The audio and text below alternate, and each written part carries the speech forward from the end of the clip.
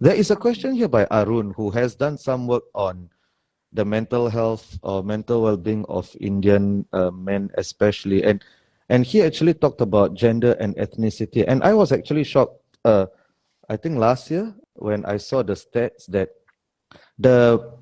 and I think we will be talking about this later on, like Project Hayat. And the suicide rate for, it differs very drastically across the races. And somehow Indian men were the highest. I mean, it was highest for Indian men. And I don't know whether there is any theory on that. Rayner, would you happen to, do you want to speak to that, or the general point about gender and ethnicity, and how is this proportionate?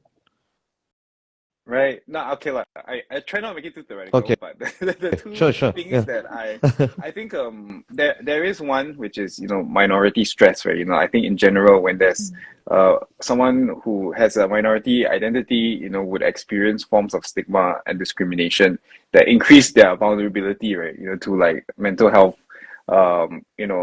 challenges. I think that's one thing. When you talk about, there's a lot of Sook race intersectionality, that's also one thing that's also quite jargony, but basically when you have multiple identities that are, stigmatized, or maybe you just occupy different identities, basically your experiences will be unique, and these unique experiences actually reflect broader, inequities, and at the structural level. So, I think those two things come up for me. So that was my first instinct as well, right? But then the Malays are the lowest.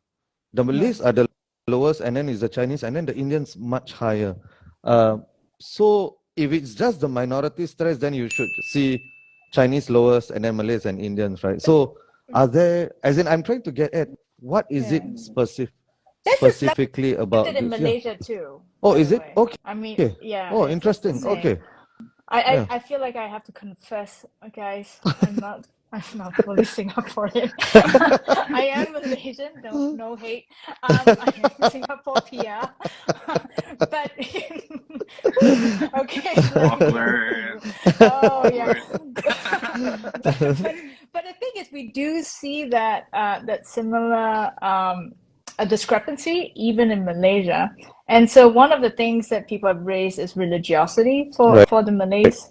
And that's a huge thing. And we also know that actually suicide is really high in India. So there's just something going on. Right. I think that, Rayner is pointing out, so there's a minority stress, but there's also that cultural piece. I know that talking about mental health issues in the Indian culture is not always easy. There's also been highlighted a lot of substance abuse issues, there. So I think that there are multiple levels, and so it's hard to identify kind of one single thing. Right. But it in both countries, I think it says, it tells us we really need to look at vulnerable communities. Like instead of just always like broad strokes, right? Everyone, mental health matters to everyone, yes, but to some groups, mental health is a real concern, and we have to put more resources into understanding what's going on. Right. Thank you for that. Yeah, I absolutely agree. More research, right? And also you mentioned the cultural factors as well. I mean, this is fascinating, right? This is, it's doubly sensitive, right? We are talking about mental health and then talking about zooming into race and culture, right? But it needs to be done. It needs to be done. When I saw the data, I was a bit shocked. I didn't expect that. But thank you.